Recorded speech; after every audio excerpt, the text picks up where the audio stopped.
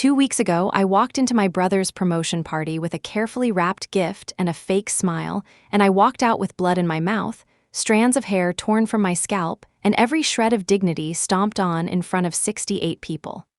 My father hit me, my mother laughed, and my brother clapped, saying, "You deserved it." Not one person tried to stop them, but here's the truth. That night wasn't an isolated outburst.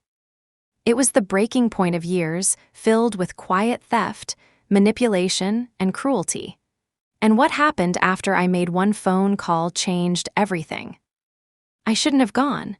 That thought kept circling in my head as I stood by the ballroom wall, clutching my purse like it could shield me from the people inside.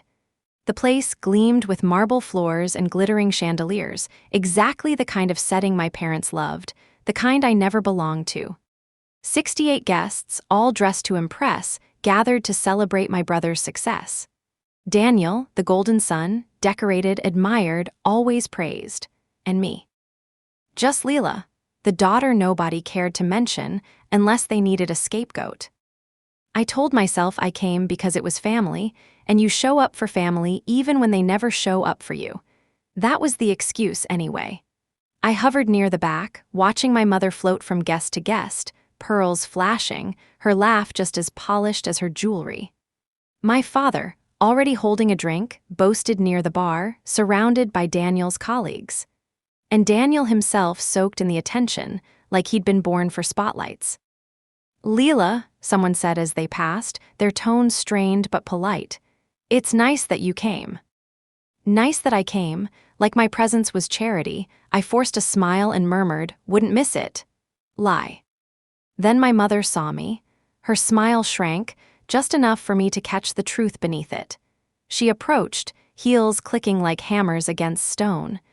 "You didn't have to show up if you had nothing nice to say," she whispered loudly enough for a nearby couple to hear.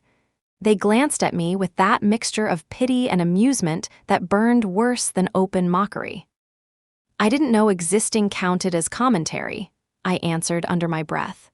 Her eyes narrowed, and before I could retreat, Daniel appeared beside her, drink in hand, medals glinting on his chest.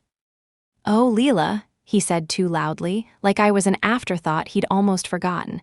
"Still doing those little art projects? That's cute. I suppose not everyone can serve their country." He smirked, sipping as though the words weren't daggers. Something snapped in me. My voice came out steady, though my hands shook. At least my work doesn't need an audience clapping on command. His smirk faltered for just a second, but before I could breathe, a shadow loomed. My father, his eyes bloodshot, his jaw tight. "What did you just say?" His voice was low, dangerous. I opened my mouth, but I didn't get the chance. He moved faster than I thought possible. The crack of his fist against my face silenced the music, silenced the chatter, silenced the world. Pain bloomed white-hot across my jaw, and before I could even process it, his hand was tangled in my hair, yanking me backward. My scalp burned as he dragged me across the ballroom floor toward the exit like I was nothing more than garbage. The entire room gasped in unison, but not one person stepped forward. And over the ringing in my ears, I heard it, my mother's laugh, sharp and delighted, then my brother's clapping. "You had it coming," Daniel said. That stung worse than the hit. He released me just outside the doors, and I stumbled, catching myself against the wall. Blood ran down my chin. My lip throbbed. My scalp screamed. I couldn't look back. I ran through the cold night air until I collapsed in my car, trembling hands fumbling with the keys. In the rearview mirror, a stranger stared back at me, hair tangled, lips swollen, eyes glassy. I wiped the blood from my chin and whispered, "This isn't just another night. This is war." With shaking fingers, I grabbed my phone. The name I hovered over, Marissa. Years ago, she was just another broke law student struggling to survive. I'd helped her shared books, bought her groceries, even slipped her rent once. Now, she was one of the most powerful attorneys in Houston. I pressed call. She answered on the third ring, her voice groggy but sharp. "Lila." "I need help," I whispered. "I don't know who else to call." Then talk to me, she said simply, and so I did. I told her everything, every detail from the moment I walked into that ballroom to the second I collapsed in my car. No excuses, no sugarcoating, just the raw, ugly truth. She didn't interrupt. When I finally stopped, throat raw, she said firmly, "Come to my office tomorrow morning. We'll fix this. I promise." Something in her tone steadied me.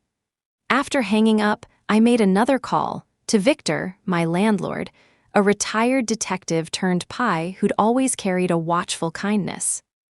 He didn't pick up, but I left a message. "Victor, it's Lila. I need help. Urgent." Minutes later, my phone buzzed with a text, "You're safe, I'll dig." That night, I took photos, my bruised face, my torn dress, my scalp where his fingers had pulled too hard. Evidence. The word repeated in my mind like a mantra. This wasn't just another bruise to hide. This time, I wasn't staying silent.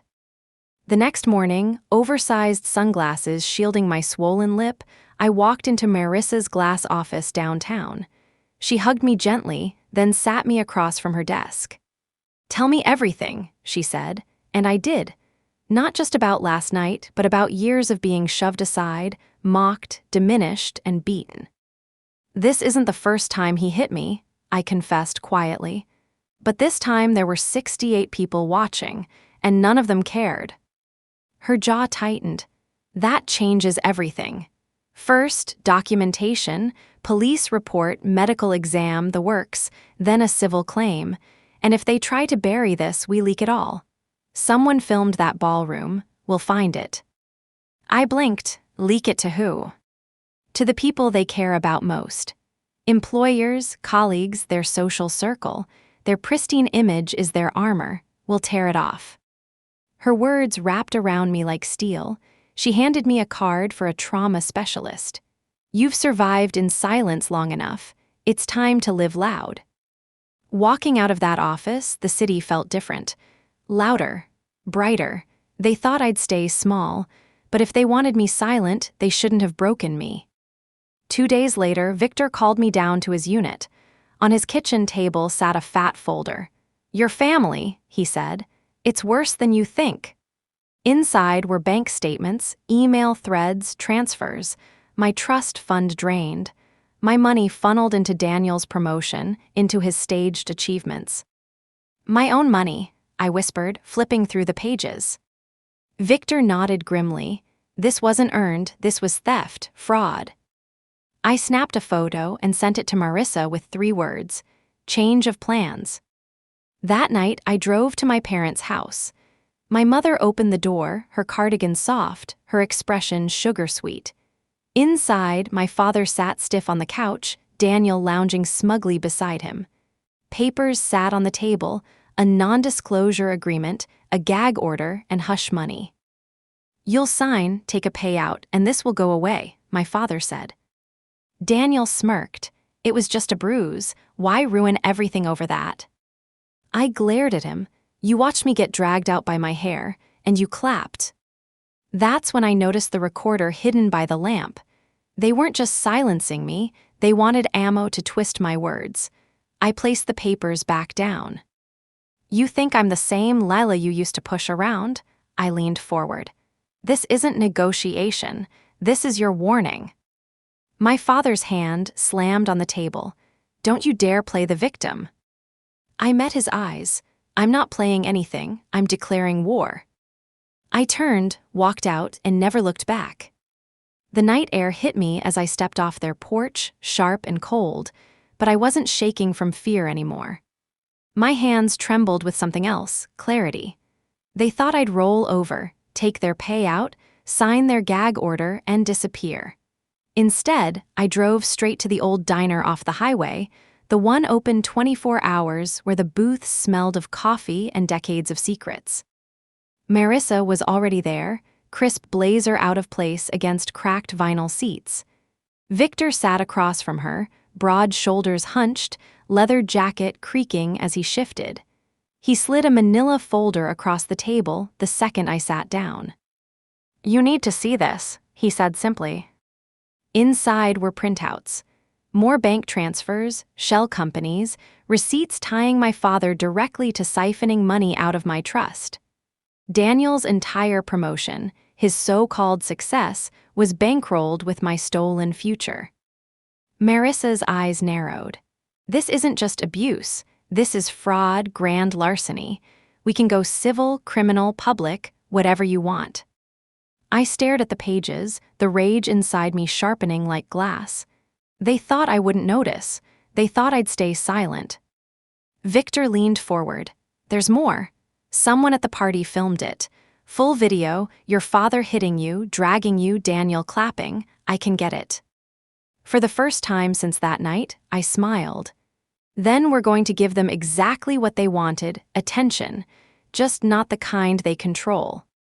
The next morning, Marissa and I met with Jenna, a journalist I knew from college who owed me a favor. I handed her a flash drive and documents. She scrolled through them, eyes widening. This isn't family drama, she whispered. This is corruption and assault on camera. That's the point, I told her. Run it. By afternoon, the headline was everywhere. Prominent businessman caught on video assaulting daughter. Financial exploitation uncovered. Social media ignited. Strangers called me brave. Others called me a liar. And then the smear campaign began. That evening, a heavily edited clip surfaced online. In their version, my father looked calm, pleading. I was made to look unstable, hysterical. The comments turned venomous. Gold digger, crazy daughter, attention seeker. My phone buzzed with a call from Marissa. They've filed defamation suits, and they hired Marcus Leeton. My blood ran cold. Marcus was infamous, brought in by corporations to bury scandals, crush whistleblowers. I whispered, I'm not afraid of him. My voice shook, but I meant it. Minutes later, my phone lit again. My mother. Against my better judgment, I answered. You've humiliated us, she hissed. Your father hasn't left his study. Daniel can't show his face at work. You should have kept quiet. You laughed while he hit me, I said, gripping the counter. This isn't about truth, she snapped. It's about survival, and you don't survive in this family by being righteous. You survive by shutting up. I closed my eyes, refusing to let her hear me break. Then I guess I'm done surviving. I hung up. By the next morning, Catherine's office felt like a war room. Evidence spread across her desk, Victor pacing. We counter their suit, she said firmly. And we expand. The fraud, the stolen trust, everything. We make the full, unedited video public. Their fake narrative will collapse overnight. That afternoon, we filed our countersuit. And just hours later, the courthouse was packed. Reporters, cameras, whispers everywhere. My father sat stiff at the plaintiff's table, Daniel pale beside him. My mother refused to look at me. Their lawyer thundered about reputations tarnished, lies spread, decades of honor destroyed. Then Marissa stood, voice steady steel. Your Honor, not only do we reject their claims, we present evidence that my client was assaulted, exploited, and defamed by the very people filing this case.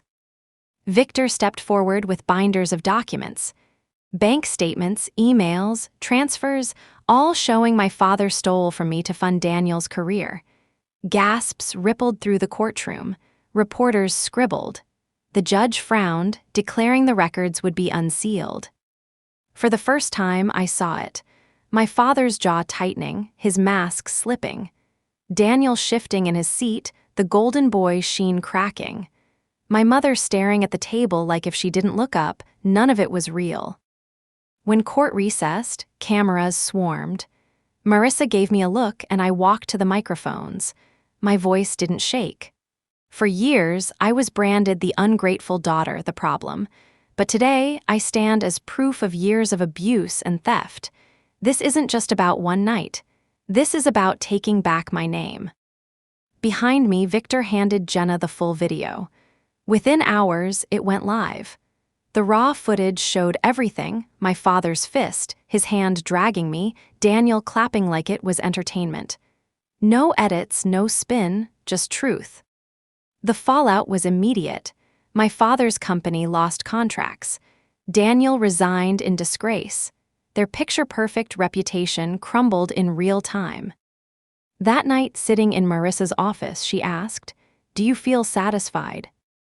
I thought long and hard before answering. It's not satisfaction, it's freedom. Later, alone in my apartment, I pulled out the necklace my mother had ripped from me at the party. I fastened it back around my neck. This time, I whispered, "It stays." Walking into the night, I felt lighter. For years, they tried to make me silent, small, invisible. But they forgot one thing. When you break someone enough times, eventually they stop being afraid of breaking. And with one call, one choice, I didn't just fight back. I burned it all down. If this story grabbed you, don't just scroll away. Hit subscribe and turn on the bell so you never miss the next jaw-dropping revenge story. Drop a comment with your thoughts and share this video with someone who loves justice served cold. Your support keeps these stories alive.